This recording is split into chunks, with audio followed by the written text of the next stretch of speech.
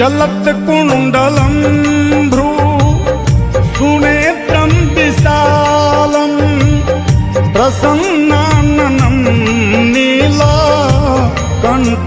दयालम् मृगाधीशचर्मां